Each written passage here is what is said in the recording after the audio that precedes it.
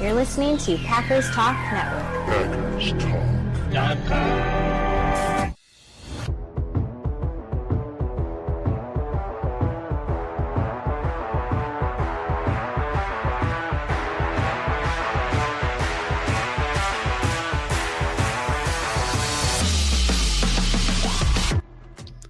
Welcome to the Packers Weekly Podcast, part of PackersTalk.com network. I'm your host, Miles Teddick, joined by your co-host, Tim Hamilton. We are diehard Packers fans that love talking about the Pack. We're not getting into all of the distractions and the nonsense in that national sports media world. We are diving into the top topics around the Pack every week, breaking down games during the season and sorting through all of the stuff there is in the offseason, draft, drama, rumors, all of it. If y'all want to support the podcast, please go ahead and spike that like button. But also, most importantly, hold on right there where you're at. Go on to the Packers Talk Network YouTube channel and hit that subscribe button for us. We are seeking 1,000 subscribers, and we are very close. So if you're hearing this and you have not subscribed to the channel, you could make a difference. You would make a difference. You will make a difference in a matter of seconds and a matter of a few clicks. So please go do that for us right now. It is a big difference maker for us. We love our subscribers, our listeners. We have a great time with y'all every Monday night, 9:30, streaming live, talking Pack. And so here we are. We got plenty to talk about tonight. We got Christian Watson coming back. Maybe when? Who knows? I don't know. But I think it means something to the offense. We're going to certainly talk about that. And we are on to Cincinnati. We're done with this tie business. It's just a bad taste in your mouth. Get it out. Cleanse the palate. We're moving on. And it's business from here. So those are big things. How do you beat Cincinnati? How do you not stumble? How do you avoid this whole playing down to bad teams thing? That's just, we got to kick all that. So we're going to solve those problems too. But first, we must take care of business. Our show is once again sponsored by Wisconsin's own Ticket King. For over 30 years, Ticket King has been providing Packers tickets to Packers fans, as well as Buck tickets, Brewers tickets, all those tickets that you need up there in Wisconsin. There's a lot of them. The good kind, avoid the bad kind. You can find them on the web at theticketking.com or visit their locations in Green Bay and Milwaukee. Remember, support those local Wisconsin businesses or your local Wisconsin businesses. Tim, good evening, sir. How are we doing? Good evening. We are on to Cincinnati. On to Cincinnati. Forget about the last two games. Business face. I like it. Yes. Bye week's over. We got through that. It seems like it's been a long bye week, and it's way too early for a bye week, but maybe they needed it. So we're on to Cincinnati. I agree. I like it. All business face, on to Cincy. Done with the nonsense. We're not even talking about it anymore. No time for that. But some big news. And I mean, I don't know if this is Cincy news. Maybe this is after Cincy news. But the hot buzz around Packers Twitter today is the return of Christian Watson. Do you think he will be back this week? Probably not. I would be surprised. But I think it could be following week against the Cardinals. I would be surprised if they let him on the field after just a few practices. But you never know. Maybe he's out there in a limited snap count. But it's coming soon, I would think. Within the next couple weeks. They got a 3-week window where he can practice before they have to make a decision on activating him. So we'll see. But it's big news, and it's welcome news. I mean, he's just 9 months out from a torn ACL, which is kind of crazy when you think about it like that. He's already back practicing, running full speed, not wearing a brace, not wearing anything on his leg, no sleeve, no nothing like that in practice. Looks like the guy was never hurt. It's incredible the recovery he's made, and it's great to see him back. Now he's got to knock off the rust. He's got to get back into football practice, football shape. Well, I'm sure he's in great shape, but football mode and ready to go. So yeah, we'll see. Maybe it's this week. I kind of think it's not going to be quite yet.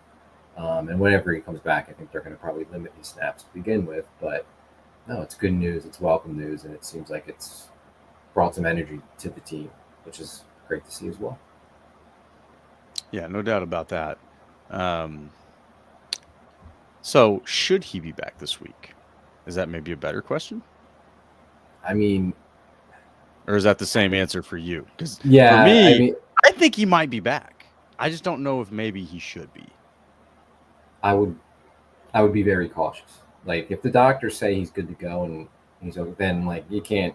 What am I going to say? I'm not a doctor. Then I guess you let him go. But I would be really surprised if they did that.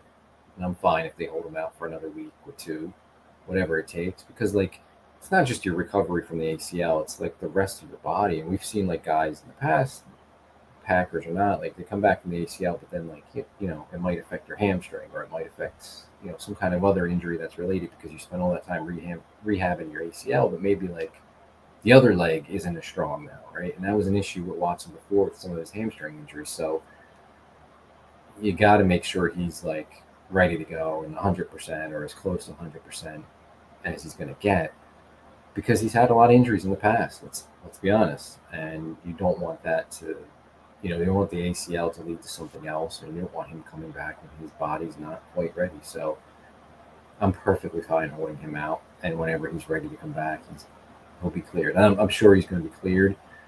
I think it's just great news that he's ready to practice this soon, 9 months after he got injured. So I'll wait until whenever. I'm happy, and I'll wait till whenever he's ready to come back. So if it was me, I would like to see them hold him out for at least another week or so.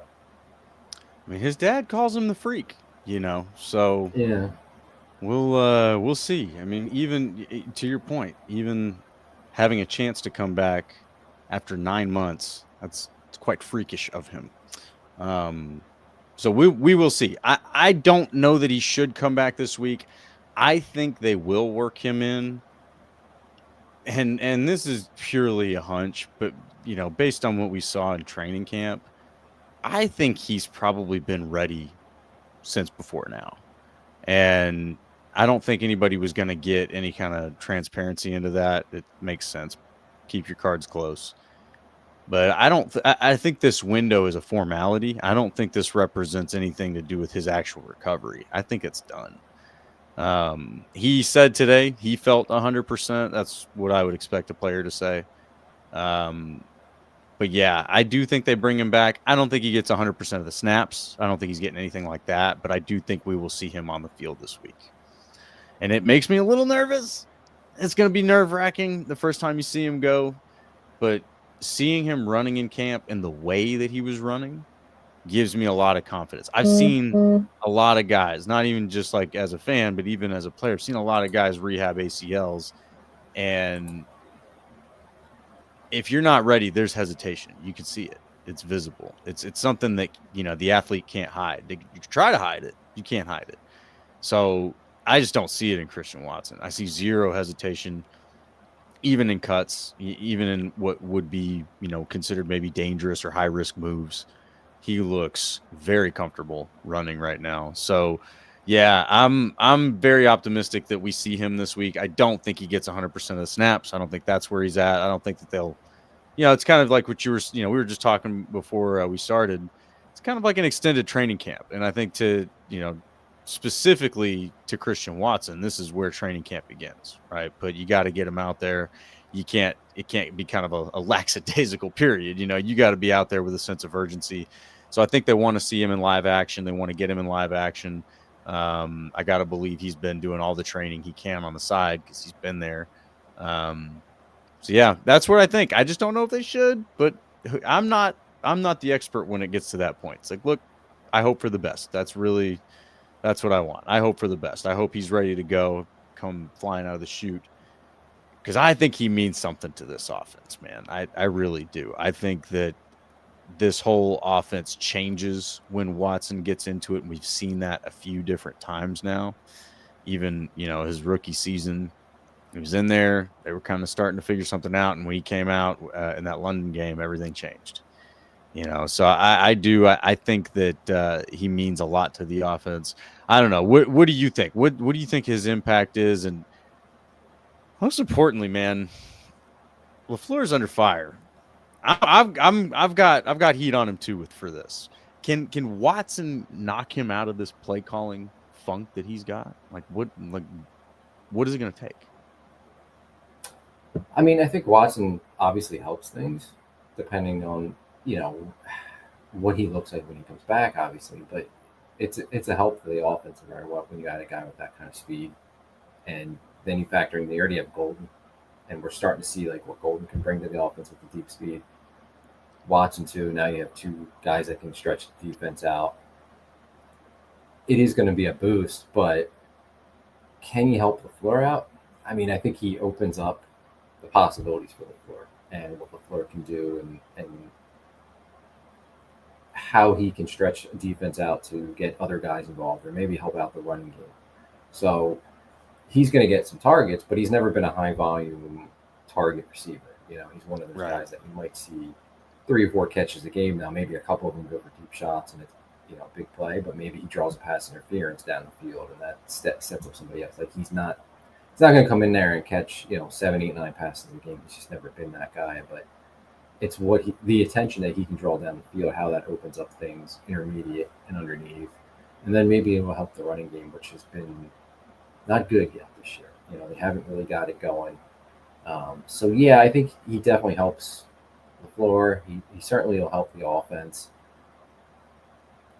LaFleur's play calling, what he can do, I think it gives him another weapon, more tools there.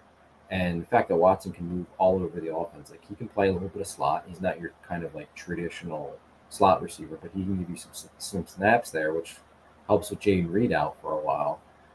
And then obviously the down the field stretcher, run him across the middle, you know, maybe get him the ball in his hands as he's running full speed on crossing routes and stuff like that. So yeah, he can help it. But I think what it's going to come down to LaFleur is just LaFleur himself. Like he's got to pick a lane here. You know, there's the all gas, no brake, but that only seems to apply at certain times. And we don't want to rehash the Dallas game again. We talked about that last week, but it seems like he was all gas at the end of the first half when it really didn't make a whole lot of sense to be all gas, and then ended up biting him with the turnover. But then there was a lot of breaks there when he had, 4th down in Dallas territory and punt.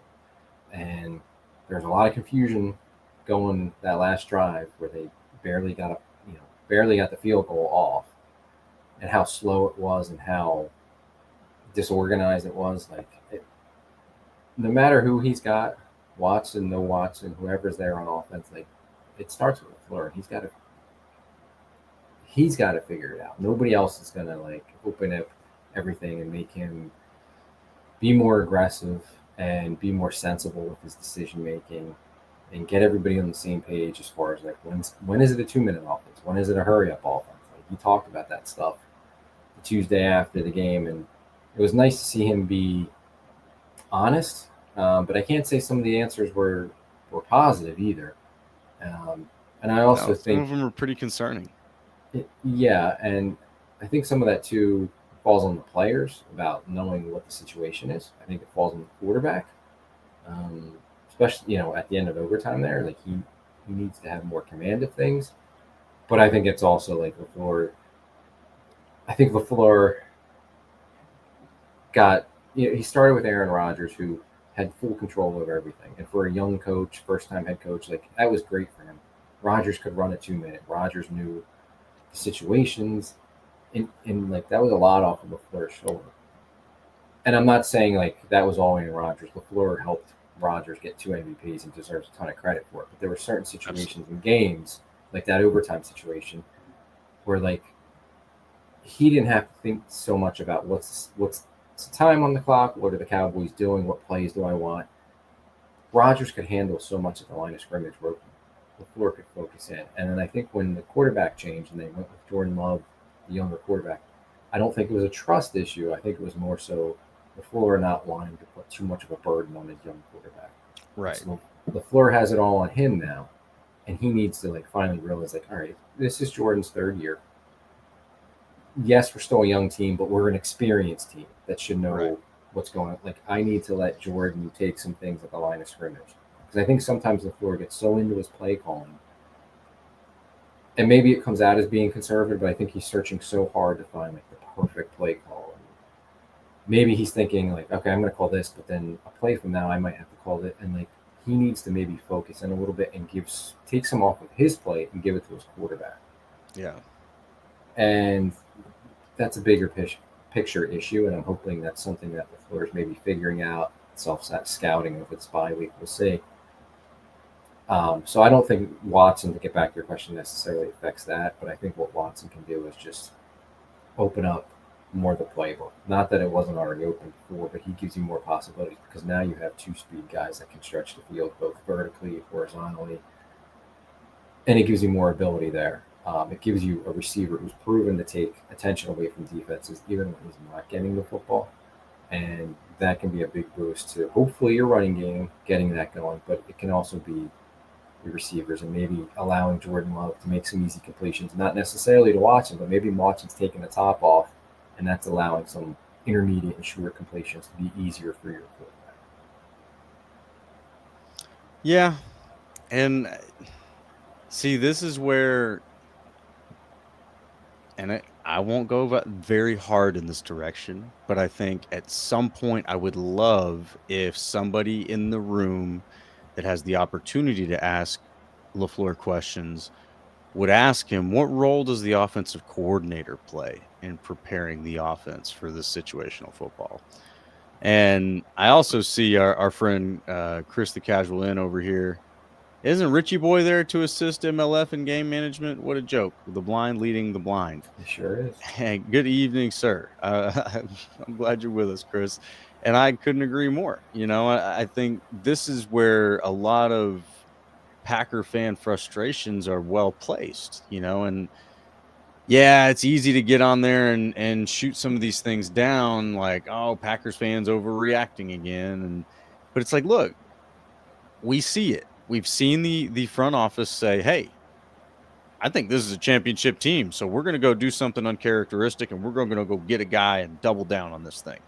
So they did that. And they said, hey, guys, that's our sign. We think that you guys are ready to go win a championship. Fans are sitting here going, yeah, you know what? I look at this roster. I'm like, hey, this looks like a roster that can go make a run. You know, I get excited about this as a fan, knowing what I know about football and, you know, having seen years of Packers football and who plays what positions, and the combination that you have right now looks pretty exciting, you know, and then you go, all right, well, what can derail this thing? Well, I'll be damned if we can't figure out a 2-minute drill. What? Like they're teaching that in high school, man. This kind of situational stuff, even like the rollout drills, the thing where, Rodgers, I think, was getting rightfully frustrated about guys not knowing what to do when the play breaks down and he's rolling out, where receivers need to go, what landmarks they need to hit. I mean, that's seriously, that's coached in high school. It really is. And which means it's absolutely coached in college. So not only do you have a bunch of players that have absolutely been coached through this situational football for years and years, they're acting now like they haven't, or they've got leadership that is so confused that it's making them look bad too. So that's the part that's like a massive red flag for me. I'm going, well, damn, I've seen you guys be good coaches in different ways. I mean, even Richie B, as much as I'm ready to see somebody else hold his position, he looked like a very promising candidate for the position, having taken what looked like a broken organization in the Raiders to a wild card playoff after the whole debacle there as an interim head coach. Like, seemed like he had some good leadership capabilities to me. I don't know if he checked those and left them in Vegas or whatever, but it's confusing to me, why these certain things seem like liabilities. Why would LaFleur's play calling be a liability at this point? At some point, we were really excited about his play calling. So that for me is the frustration, where it's not just a fan overreacting to one game. These are pent up issues that we've now seen repeated across seasons that aren't getting fixed. And that's where the observant fan in me, and maybe the opinionated fan in me, I start comparing, all right, well, how did we fix other issues? All right, the defensive coordinator position was a problem. Well, look at that. He went out and hired somebody who wasn't even an obvious choice, but was a brilliant choice. Okay, so he is capable of that. Why can't he do that for special teams? And if he did, what would the result look like? How much more would you feel like this is a championship team if instead of a guy in Richie B that everybody likes to talk to in the film room, you have a guy that's more like a Hafley, or even like our guy Campanelli? I really liked him. He's a fired up dude, but somebody who's holding people accountable. like Campanelli got promoted from linebacker coach to defensive coordinator real quick. There's a reason for that. He's holding guys accountable. The linebackers looked great last season for a reason. He was holding guys accountable. I don't think Richie B's doing that. I don't think he's holding anybody accountable. It doesn't sound like it, at least. It sounds a whole lot like Joe Barry. Things go wrong and they go, ho hum, we'll figure it out. Oh, gee golly, I do love that guy, Joe Barry. He's such a fantastic dude. Great. Would you guys go win some football games, please? Like, could you correct some mistakes? I'm really not concerned with whether you like your coach or not. Is he preparing you to be the most successful or not? You know, and I think the answer at this point with the data that you've got is if Rich Bisaccia is the highest paid non-head coach in the league, I've got to believe he's contributing somewhat to the leadership philosophy in that building. And if that leadership philosophy is not holding people accountable and correcting mistakes that we've seen over and over and over again, you got to change that. So anyway, I guess we got a little away from Watson there, but to your point, MLF's got to change MLF. I think to bring things back to the question, can Watson his return change things? I think it can, because I think that LaFleur is an emotional play caller, and I think that he has a certain confidence, or maybe even a little bit more cowboy in him, with this whole all gas no brakes, more when Watson's in there, and that's where it's like, I don't know if that's rational or not. It's probably not, right? Like, you'd probably like to just be objective about things, be like, it doesn't make sense. Why not just call the offense the way you're going to call it? But he seems to call it different when Watson's in there. And so I'm looking forward to seeing that. I want to see what it looks like for LaFleur to have a little bit more confidence in the play calling of the offense. But I think you're also spot on about the 2-minute drill. He's got to give that to Love. And I think he was right to protect Love from that for a couple of years. But this is the time. It's the time for that transition to happen. I think Love's got a great grasp in the offense. I think what we're seeing when he is given the opportunity, he's making plays. He's not just protecting the ball. He's making plays. And I want to see what that looks like more when it matters. I want to see the guy who's on the board playing the chess game. But, yeah, I think it will. I think it will. But I think ultimately, our friend Chris is right. Like, if Richie B is supposed to be over here helping with game management and leadership, he's just not doing it. He's failing. And you've got to be able to make that change. And you got to be able to do it when you identify that that's what's happening. And I know we've had this very conversation about Joe Barry, but, we'll have to wait through the season. They're not going to make that change midseason. We know that. That's not what they do. They're going to ride it out. But what I would love to see, and this is why I think anybody who's saying, oh, LaFleur's got to go. No, you're still wrong. You're still wrong. LaFleur doesn't have to go. Because we've seen what it looks like when LaFleur is good and when LaFleur is right. When he's good and when he's right, he is on it. He is the guy that brought Rodgers back, right? And it wasn't a single-handed thing, don't get me wrong, but he was certainly responsible for that resurgence. Let's not forget what pre-2019 Rodgers looked like. It was not good. We weren't happy about it. And so you don't get rid of LaFleur, because the other time that he struck was Halfley. Look at that. Look how that's turning out. You want to see that continue to play out. And that wasn't just lightning striking. That's him. He knows a good football mind when he sees one. I think he has made compassionate mistakes at times, right? Where he's made more of a decision about who he likes rather than who may be best for the job.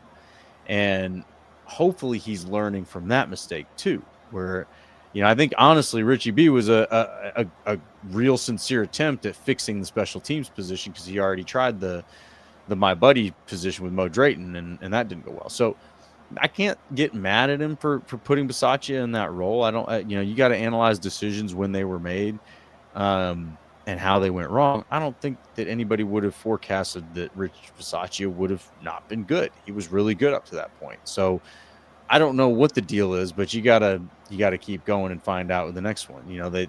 They've done that with other things. Certainly the front office has done that with players. The kicker was a problem. They found a good kicker, and safety was a problem. We addressed the safety position. Every position that's been a problem, they've addressed it pretty emphatically. And I think now the only place to look is back at LaFleur and go, dude, you got two positions that if you replace those people with excellent replacements, this whole team is different. If he's got a a high quality offensive coordinator in that room, they can still run his offense. But you get somebody who is a mind that's challenging you, that's moving things forward. I don't see that in Stenavich. And I know it's like, well, it's LaFleur's offense. Stenavich just got to do what he's got to do. But when it comes down to things like a 2-minute drill, being prepared for those things, is that not part of the offensive coordinator's responsibility to have the offense prepared for that situational football? I mean, that's a sincere question, isn't it? I'm sure he's involved in it, but it's not just him. I think there's a lot of people that are involved in it. I mean, yeah, it's not it's not him in a vacuum for sure, but that's where it's like, well, I do hold him partially responsible if there's a failure there. And to be fair, would we give Stenavich all the credit if the offense looked great right now? No, we'd give LaFleur and the players the credit. Would we need to give them some credit? Yeah, there's preparation. They have a role in there. My curiosity is, what is that role? What is that role, and at what point do you decide you need a higher quality option in that role? There's been some whispers about maybe if McDonald doesn't make it down there in Miami, he might want to take an offensive coordinator role with one of his old buddies. Now, you might kill two birds with one stone there. You can hire a buddy and a genius at the same time. That's where I kind of look at that and go, what if you had a guy of that quality, even partial, like 75% of that quality in that role, instead of a guy in Stenavich who this is his first time being an offensive coordinator. He's been there for a few years now. I'm sure he's learned a lot. I'm not saying he's a dummy. I just don't think he's going to bring nearly as much to the table as somebody else who has been calling plays in the league for a while, And I think the same thing with Bisaccia. You get somebody who's a strong leader, a competent special teams coach in that role, somebody who's just better than Bisaccia has been, you're going to see a dramatic improvement. And that's where I want to defend some of the people who are overreacting, say, hey, we need to get some change of personnel here, because I think that there's definitely some validity to that. But you got to stop at LaFleur. You don't want to get rid of LaFleur. And I think that to bring this full circle, Watson's return will bring some of that back, that confidence in LaFleur and his offensive play calling and the way that the potential of what this offense could be. So that's where I stand. And our friend Matthew Tan over here is slinging compliments, man. He says Miles for assistant GM for the Pack. I agree, man. Hey, Matthew, if you call Goody, let him know. I'll send my resume right now. We'll have some fun. I'm not qualified for the role, but I will give you guys my best effort, and I will listen to Packers Twitter, because a lot of times you guys are right, but not always. All right, so what do we expect out of the bye week here, man? What do you? We kind of zoom out back, get back to a whole team look here. We're excited that Watson could return, and hopefully he does in the next couple of weeks. But what are we expecting out of this team out of the bye week? Well, I kind of think the bigger injury news is that Zach Tom returned to practice, and absolutely that to me is. I'm almost holding my breath on that though. Like, are they just gonna get re-injured again? Like, are we doing this off-on thing? I hope not. I hope this isn't a recurring thing. Like, they need to be back and cleared, and okay, they're good. Like, there's not going to be a recurrence of these injuries. Because if there is, then just keep them out until they're healthy. But I mean, I think that's huge. Zach Tom being back at practice, because I think offensively it starts there. And they put up 40 points against the Cowboys with still an offensive effort where they left points on the field, right? Absolutely, no doubt. But I think it's coming around offensively. I think it's there. I think it's close. But it all starts with the offensive line and getting those guys healthy. They haven't been out there. Their 5 preferred starters haven't played a full game together this season. So if they can do that, I think that's going to help with the consistency on offense. And then when you add in potentially at some point here in the next few weeks, Christian Watson, that's huge. But yeah, let's get Zach Tom and Aaron Banks healthy. And then we have our starting 5, and we can go from there. And I think those are your 5. But then to me, the question becomes, where does Jordan Morgan play into this? I know he struggled this year, but you've had him at 3 different positions, none of which are probably his best position, left tackle. So do we start seeing him share some snaps at right tackle like he was in the first game with Sean Ryan before the Tom injury and then the Banks injury?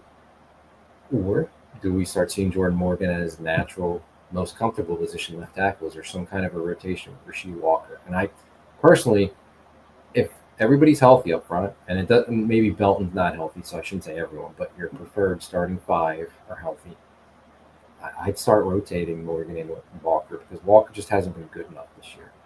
And I would let Morgan start getting comfortable at left tackle, and hopefully there's no other injuries and he can really focus in there.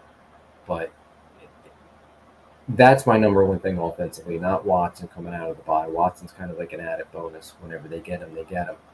But it's the offensive line getting back to health, which hopefully can improve really everything. But start with the running game, which hasn't been there.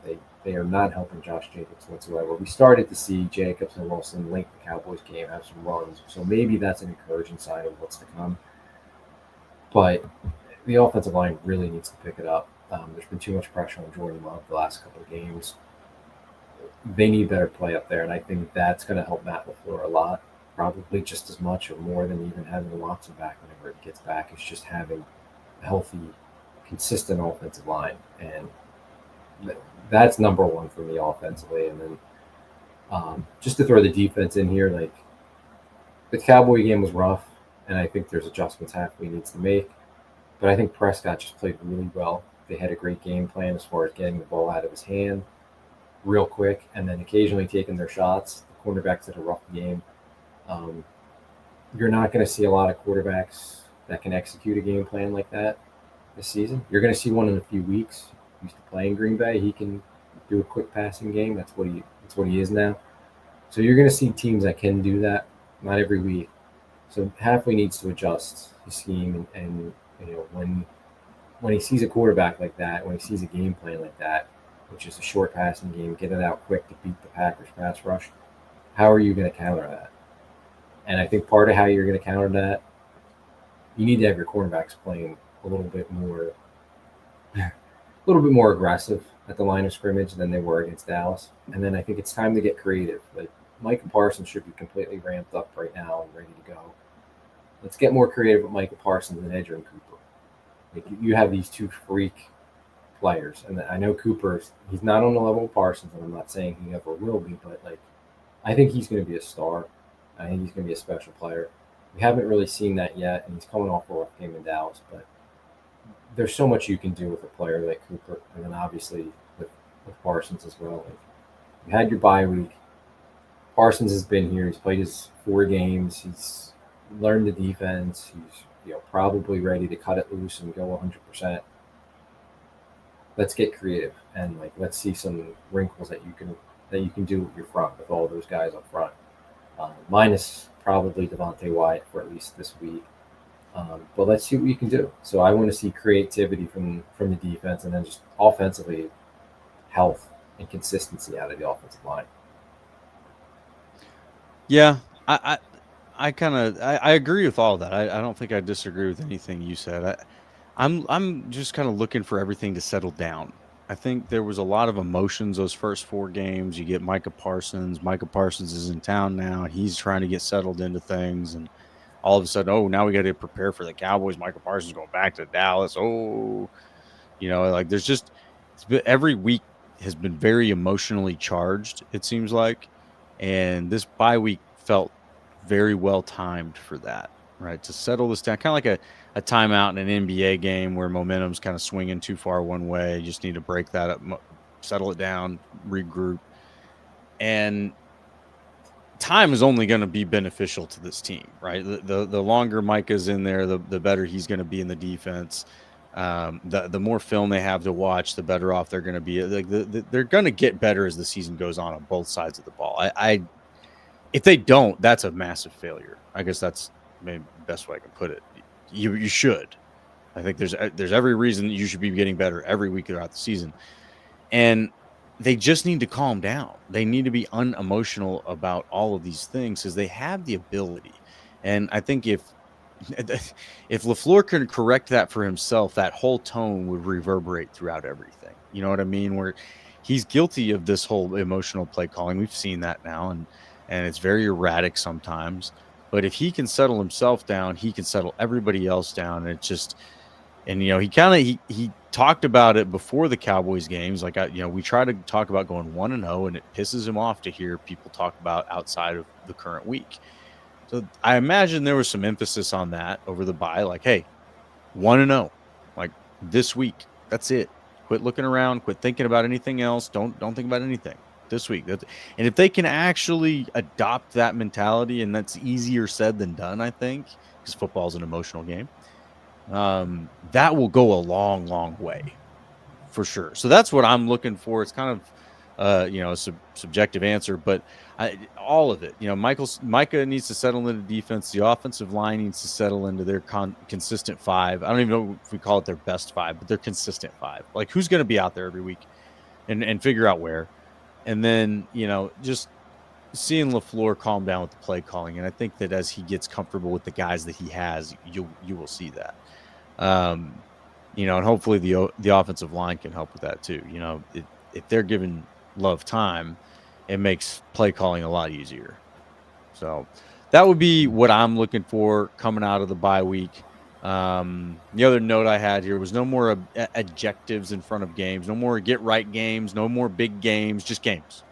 That's why I'm not even willing to call the Cincinnati game a get right game, and that's sort of like a popular talking point. No, this is a game. It's an NFL game. There's NFL players on the other side of the ball. Approach it as such. Treat them like professionals, because they will come out and pop you in the mouth. There's a guy on the other side of the ball that every Packer fan wanted the Packers to trade for, and he's still playing pretty good football. Like, prepare for the game. That's kind of what I would hope their approach is here. And then the other thing, I think an issue that a lot of the sideline GMs want to fix is the cornerback issue. Are we going to sign one of these guys that's out there floating around? We're going to make a trade for a guy that's out there that may be potentially available. I think, sure, in Goot we trust. I'm not here to light up those targets. Honestly, if the pass rush is doing what it should, you can win with the guys you have. You've got phenomenal safeties over the top, keeping home runs out of the equation. Sure, there might be a few catch and runs. There might be a few catch for first downs. You're going to give up a few things. You're not going to be perfect. You're not going to be all pros, but you can win with these guys. You need the rest of the defense to come along. And I think that what happened against Dallas, you ran into a buzzsaw that you just didn't expect could be a buzzsaw. Honestly, dude, if we were sitting here talking 2 weeks ago now, I guess, before the Cowboys game, and we were considering that Dak Prescott would play one of his best games probably in the last 3 years, that would be sort of a silly thing almost even to predict, especially after he played okay against the Bears, but he also threw some pretty ugly interceptions, his stats were good, but his decisions were not. And they lost. They got their butts whooped to the Bears. It just didn't look like they were in position to turn around and all of a sudden play a phenomenal game, but they did. And I think the defense just wasn't ready for that. Just to be fair, and I don't even know that's fair, but you look back on it, Parsons played a good game. We're not going to go off and maybe say that PFF was right, that he was like the highest graded player in the game. I think that was a little dramatic. But he played a great game, and you can look at it on the film, like he beat his guys, but Prescott played a better game. They did a great job of getting the ball out. So I think calm it down. Everybody calm down. You don't necessarily need to go out. All of a sudden our corners can't play because the Cowboys beat us, or the Cowboys tied us. See, I feel like they lost. It's just not that dramatic. George Pickens is a pretty damn good player. Let's start there. We're seeing that. He made Sauce look bad. Sauce is one of the best DBs in the league. Let's just accept that George Pickens is a great player. But I just think you can win with these guys. I don't think you need to overreact. If Goot thinks you need to go get somebody, Goot's probably right. He's pretty sharp. I'm on his team for a lot of these decisions he makes. But, I think everybody just calms it down, get less emotional about everything, and the team that you have in place has massive potential. Just go get it a week at a time. That's what I'm hoping for coming out of the bye week. But let's see here. Let's see what our friends in the comments think about all of this. I know we got a few of them. So our friend R Showers here. The O-line was our sure thing coming into the season. You just never know. Hey, that's why you can't be mad about drafting best player available. You never know. You might think you're drafting a strength, and then all of a sudden it comes a weakness, and Just never know. And it goes back to last season. They had the same O-line all year. Josh Myers missed one game. Other than that, they had the same O-line. And that is the exception. That's the rarity. It doesn't happen. And now we're seeing a different O-line week to week, really. It's just one of those years. So hopefully coming out of the bye, they can get healthy and stay healthy. Yeah, I think there's just too many decisions being made on the fly. Like, let's try this, let's try that, instead of getting back to we know this and we know that. Yeah, and another point here by our showers. We can't play our best offense with that O-line. We're supposed to be a power run / play action team, and we just cannot run. I mean, they can, but I think it's a timing thing, and I don't believe that LaFleur uses play action correctly at all right now. I mean, that's a deeper rabbit hole that I don't have the data in front of me to back up, but just my eye test says he doesn't use play action the right way. Because when they are running it well, you need to work that play action in, and it doesn't feel like they do. It's like they run, and then the next drive they'll throw a play action at you. No, get these guys at a point where they're in reaction mode on the defensive side of the ball, and then pop them with something when they're not expecting it, when they're on their heels. And I just don't see that as much, and where we got spoiled as Packers fans is Rodgers and Nelson had that down to just an art. And McCarthy knew, and I don't know if that was Rodgers overriding McCarthy at that point, but they knew exactly when to hit that play action over the top. And Nelson would just make every single safety look like burned toast. And it's not that he was slow. He wasn't the fastest guy in the league, but boy, did they know how to hit you as soon as you were on your heels for play action. And that it's a timing thing, and LaFleur's just not good at it right now. But when he is, right? Like, you see it sometimes, you're like, wait, he's got it. Hang on. How do we capture this? And then it goes away, and so I could get more conspiratorial about maybe other people are having a say in play calling sometimes. Maybe they're not, but we don't have data to talk about that, so I won't bring that up. But yeah, I think that's the biggest issue is you're getting kind of a panicky LaFleur because of the offensive line situation too, right? You go out there, you think you got your line. Tom gets hurt. All right, shuffle him around. That's not working so well. Oh, great. This guy's hurt now. So it's like you're constantly reacting and just trying, let's move Morgan here. Let's try this. Let's try that. Instead of having, and that's where, again, the bye week, I think, helps, having the ability to just settle down and go, look, who's best where, right? All right, well, we don't like how Rasheed Walker's playing, but it's probably not wise to have him on the bench when you're having, the musical chairs that you're having. He's kind of at least a beacon of stability there. So then, yeah, it's easy to sort of justify pushing Morgan around because at least he can, all right, well, he can. So it's sort of like these bubblegum paperclip fixes that you're doing. And if they can get that settled, I think the rest of it starts to become a little bit easier to work with. So hopefully the bye week provides that. Hopefully Banks comes back. Banks hasn't been consistent. Tom, obviously, we've seen him try to come back early, and that didn't work out. I hope he's ready. I think probably Zach Tom's not going to come back if he's not ready, because the last thing he wants is to come out on the first play again. He looked pretty pissed about that. So I think that if he's back, I trust that he feels good enough to be back, and that stabilizes everything. That even maybe if you get those two back, that might give you the freedom to say, all right, let's give Jordan Morgan a shot here to get Walker's job. But I think as long as you're shuffling around all these guys, you're not shuffling Walker to another position. So Morgan's the natural choice, and so you put him where you can. That's partially part of the issue that you're seeing. But yeah, it's too much. So let's see here. Our friend Chris the Casual in agrees. Way too much shuffling around the offensive line, especially the young guys are going to ruin Morgan. I don't think they're going to ruin him. I do think that they'll stabilize and they'll find out where he is. But right now, it's not going. It's not a good experiment. We need to try something else. We need to stabilize. So hopefully that's what we see against the Bengals. So here, Tim, let's take some of our own medicine here, man. What is the recipe? If we're 1-0, this is a football team we're lining up against. This is not a get right game. This is not anything like that. What is the recipe for the Packers to not play down to another bad team? Don't shoot themselves in the foot to begin with. right? Like you can't come out there and make mistakes, whether that's game management, um, situational mistakes, special teams, having kicks blocked, stuff like that. And then obviously turnovers. Like just start with not beating yourselves.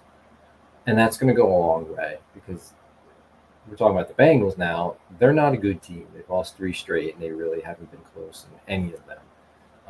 Their offense has been it's been terrible pretty much since Joe Burrow went down. Jake Browning's not a good quarterback. Still a question, we're talking here on Monday night. It's still a question if he's even going to start this week.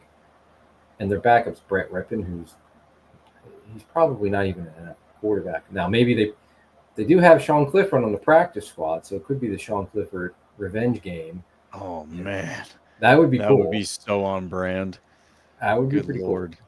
So, but whatever choice the Bengals make at quarterback, there is no good choice. Browning's been bad, and none of the other guys are keeping it. Whether it's practice squad or Clifford on the practice squad, I think they have Mike White on the practice squad, and then they have Brett Rippon. Like none of those are good choices. Their offensive line's not very good. They're not protecting Browning either. They can't run the ball whatsoever. It's basically Jamar Chase and T. Higgins, and those guys are kind of turned into I think Chase is under 12 yards a catch, and Higgins is right at 12 yards per catch. So the short receivers, not short area receivers. It's a bad offense, and they turn the ball over. Defensively, you just got to kick their ass up front. It's got to start there, but Higgins and Chase should not be left one-on-one, especially Jamar Chase. Just where he's at, you have to have 2 guys around him, 3 guys around him at all times. There's no way you should allow those guys to beat you because that's their only formula to move the ball and to score points against you. Is getting it to those receivers and letting those receivers kill you. Because the quarterbacks aren't going to be able to do it. And then I think offensively, it's Trey Hendrickson. That's their guy. He's their pass rusher. We saw Myles Garrett. Now this is much different defense because the Browns are more than Myles Garrett. I think the Bengals are kind of Trey Hendrickson and not a whole lot else. But that's what I'm seeing. You got to have a good plan for Trey Hendrickson, and it's got to be better than what their plan was for the Browns. You can't be scared to death of them like LaFleur was in Myles Garrett, but you got to have a really good game plan, and you can't be leaving Rasheed Walker one-on-one against them the whole game because Rasheed Walker's not playing good, and Trey Hendrickson will get his. So you can't let Trey Hendrickson wreck things, and if he's not wrecking things, and again, unless you're shooting yourself in the foot, you should be able to move the ball and score points against the Bengals defense. So this is a game where you need to take care of business, and you need to stop beating yourselves. We've said it before here. I think a lot of times the Packers' toughest opponent is themselves. And if they're not playing themselves this week, I think they'll be fine playing the Bengals. They should have success. But this league is to go back to your point, it's not a get-right game. It's not a, blow them out kind of, you don't go into it not taking them seriously or thinking this is going to be an easy one. Just look around the league. There's only one team that hasn't won a game yet, and there's now 0 teams this early in the season that are undefeated. It's a league where anybody can win on any week. We've already seen that with the Browns beat the Packers. But there's a lot of examples around the league, so be ready to go each week. But this is the Packers are big favorites. I think it's 14 or 14.5 points, and they should be. That might be a little too high, but they should be. They're a better team. They just got to take care of business and quit the sloppiness. Hopefully, cut down on the penalties. Obviously, the killer special teams mistakes, but they have clear advantages in this game, and it's unless they're giving the game to the Bengals and shooting themselves in the foot. The Bengals don't have a whole lot of. There's not a whole lot of ways the Bengals can win this game on their own, unless it's given to them. Yeah, one of their starters at linebacker is old Oren Burks. We know that guy. And we're going to see T.J. Slayton. Yep. T.J. Slayton right there in the middle. Yep, that's true. And he's, I like to always throw the disclaimer: we don't hold the PFF grades as gospel or anything like that, but they are sometimes a good little objective way to understand how a player is performing over a period of time. And, looking at their lineup, yeah, Trey Hendrickson is about the only player who's good, They're obviously Jamar Chase and T. Higgins, but Browning still got to get it to him. And then when we're sitting over here talking about the Packers offensive line and the issues that's causing to a high potential offense in the Packers. I'm looking at the PFF grades of the Bengals offensive line, and I see 57.4 for their left tackle, 45.1 for the left guard, 49.8 for the center, 43.3 for the right guard, and 50.3 for the right tackle. That is bad, worse, bad. Like, that is just bad. So maybe they're not that bad, but they're bad. They're not good. It's been a problem there. They've been bad up front for a while now. Even when Burrow's been healthy, they don't protect them well. And yeah, they're not pass protecting. They're not run block. Their leading rusher is 160 yards. He's getting 2.5 yards a carry, and his longest run has been 11 yards. They can't run the ball. They can't pass protect. Their quarterback stinks and is turning the ball over. It's a bad offense. It's bad. And so you have a very direct path to a bad quarterback. If ever there is a game that you could maybe let Devontae Wyatt take a breather, it's this one. Get your other guys some experience in this one. The pass rush. Again, it's not like that's for me as a fan, right? Like, I don't want them thinking that, but them's the facts. Like, if you are looking at your strategic approach, it's straight down the middle of that offensive line, right at that quarterback. You send the dogs right up the middle, just overwhelm them all day, and they challenge Browning to flush out of the pocket and run away from Micah Parsons. Have fun, brother. Yeah, and I mean, this is the game where your pass rush should really dominate, even without Wyatt. And Wyatt's going to be a big loss, and hopefully it's just a week or maybe a couple weeks. Who knows? LaFleur had said right after the Dallas game that he's a week to week, so whatever the hell week to week means, we'll find out. I guess it helps they had the bye, obviously, and so far they haven't put him on injured reserve. That's a good sign. So maybe it's just a couple games without Wyatt. He was playing really well for him. But I think even without him this week, they should be really good as far as getting the quarterback. I wonder how much Cincinnati's going to test the Packers' run defense without Wyatt in there. And we saw Dallas. Like, Dallas didn't put up huge stats running, but I think they averaged like 4.5 yards a carry with Williams. They just stuck with it and kind of wore the Packers down with it. And without Wyatt, they're going to play Brooks and Wooden are going to play a ton.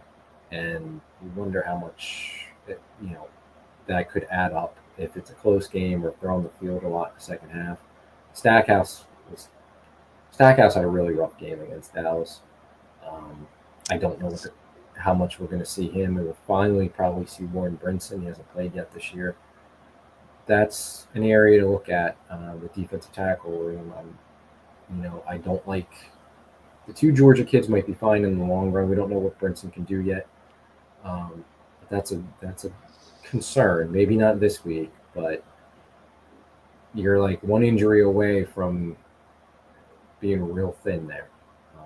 And hopefully Wyatt's injury is not too long term and we can get him back. But I wonder if they try to come out and pound it up the middle against the Packers, which would maybe help Browning out too, just taking the ball out of his hands, and if they can give him some manageable second downs, third downs, that might be their strategy early on. I mean, it could be, but I guess it depends on how much you think Wyatt is to credit for this, but the Packers are the second best run defense in the league right now, only to the Browns as the top in that position. Browns are giving up 75.6 yards per game on the ground, and the Packers are giving up 77.5 per game on the ground. Like, if that's your plan to go with that, I mean, you must believe that Devontae Wyatt is largely responsible for it. Okay. fair enough. Yeah, I mean, to be honest, I don't know that you have a better plan. So fine. Yeah. I mean, But yeah, I mean, the Packers defense just you're whether it's run or pass, your goal has to be just to wreck the middle of that offensive line. yes. Yeah. And I mean, with those two receivers, you got to think too that the Bengals are going to want to test the Packers' corners, especially how bad they looked against Dallas. But they don't trust that quarterback to do that. And Well, I mean, and you're how going to need turnover time to prone he's do it. been, and he's going to need time to do that. So, like, even if that is the plan, I don't know. That's probably not the best play because I don't think he's going to have the time, and he's turned the ball over so much that I don't think they really even trust him to go attack the Packers' corners. So, unless we still see the same defense we saw against Dallas, where they're kind of playing off and allowing a lot of space, and maybe that is what the Bengals think they're going to see, and that they can attack it. And yeah, I mean, if Halfley's not going to be aggressive again this week, then yeah, maybe they are able to move the ball through the air because they have two studs at receiver, but they just don't have the quarterback for it. Well, if he does that, then I just don't believe that they self-scout. Whatever self-scouting is not what we think it is. You're just not watching what we're watching. No. But no, I mean, yeah, if you're looking at it from a personnel perspective, all right, where is the mismatch that you want to exploit? Certainly Jamar Chase against insert Packers cornerback is yeah, that's what you're looking at. But if you can't get it to him, because you've only got 2 seconds before Micah Parsons is in Browning's lap, then it really doesn't matter. And so that's where I think, to your point, yeah, like if they play soft again, that's going to put them in trouble. That would be very disappointing to me and just strange, because it seems like the only avenue you could give them to be successful on offense is to play off and actually give Jamar Chase a chance to catch the ball within the first 3 yards of the line of scrimmage. And if you're going to let him do that, that just seems like a very poor decision to me, right? You could just jam him up and understand, look, he's got 2 to 3 seconds anyway, and then Browning, as athletic as he is, has got to run away from Micah Parsons, who might be the most athletic guy in the league. So that's what I'm betting on. I'm saying get in their face, and if you get beat after 5 yards, that's the pass rush's fault. And you just sort of know that. But then you also have safeties over the top, pretty damn good ones, right? So you can mitigate that risk and say, look, yeah, we might give up a few in that cover 2 hole, right? But that's worth it to get them in there, get in their grill, jam them up off the line, give your pass rush time to get home to the quarterback. And by the time you've done that a few times, it's going to be tough for them to have the composure to hit you in that cover 2 hole anyway. And that's about all that they have. So, again, we talked about this being a game. It's not a get right game. It's not anything like that. This is an NFL game. But being realistic about where your advantages are, this is a mismatch in the Packers defense against the Cincinnati offense. And if you give them the only thing that they really have as an advantage against you, well, shame on you for doing that. What are you doing? That would be my thought about it. And this, just to finish up on the defense, but this could be the week they start getting some takeaways because they haven't had very many this year. As good as their defense was the first 3 games, they weren't really generating takeaways. This could be the week. So, and if that happens, they get 2 or 3 this week, which I think is definitely possible. Then this game could be, it could be a big. It could get out of hand. Yeah, it could be a big margin of victory for the Packers. Yeah. But no, I agree, and that's where you hope to see that. I think that's where it's like it's fair for someone if they want to call it a get right game, fine. But what we're seeing in the NFL is any given Sunday, man. Like teams can lose, and there is no juggernaut that isn't losing right now.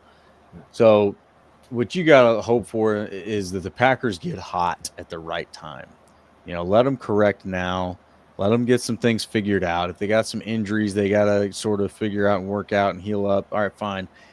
Let's get hot when it matters, right? October is a good time to maybe start that, but December football is what matters for his team. And that, November, December is when NFC North starts to kick up again. So I don't want to, burn things down right now or anything like that. I think there's a lot about this game to be excited about. I'm excited to see the Packers in this game. I'm excited for the matchups that they have. I guess I'm hoping that they don't play down. That's what we're all hoping for. I can see you guys in the comments. You guys agree. We've all seen it. We don't want them to play down to their competition. They've done it time and time again. I love that they play up to anybody. That's great. But please stop playing down. Like that's the biggest thing that I have to say about this. But looking at the matchups, there's a lot of ways they should be able to win this game. They should be able to establish the run, in my opinion. Wherever Trey Hendricks is, go the other way, and you should be all right. And Slayton's not having a great season so far. That guy. You probably know his weaknesses. You could probably exploit some of that. There's things that I would expect to see out of this game that should add up to a wide margin of victory. So speaking of margins of victory, chat, hit us with your score predictions. Let's get them in. Tell us what's gonna happen here. What are we doing? Will the Packers play down to the Bengals? Is this going to be like an ugly 10-13 victory they just escape with barely by the skin of their teeth against the bad Bengals team? Or are we going to finally have the turnover flurry and we're going to win this game by 4 scores, 7 scores, 10 scores, whatever it may be? What's going to happen here, guys? What are we looking at? Does Jordan Love continue his history? When does Toyotathon start, by the way? Isn't Toyotathon? That's when he really starts to get hard. I think that's closer to holiday time. Is that a November thing? So. Maybe. Yeah, I think that's starts around Thanksgiving or something like that. And then, but here we go. He played great against Dallas, so maybe we don't even need that. Yeah. He's starting Toyotathon. He's been. We haven't even talked to Jordan Love, but he played really well against Dallas.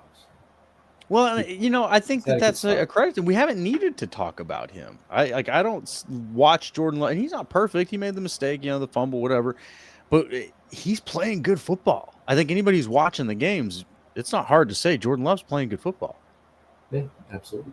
I think he is. When you look around the league and look at some of the other quarterbacks that have played, he's right up there. I'm not saying he's the best one. There's some quarterbacks that are off to better starts for sure, but I think he's played really well. There are a couple mistakes here and there. Certainly the big pick against the Browns, but overall, I think he's played well. When you consider he doesn't have a running game and he's had an ever-changing offensive line with 9 different offensive linemen have played for them, or 8 different offensive linemen. Lost Jaden Reed.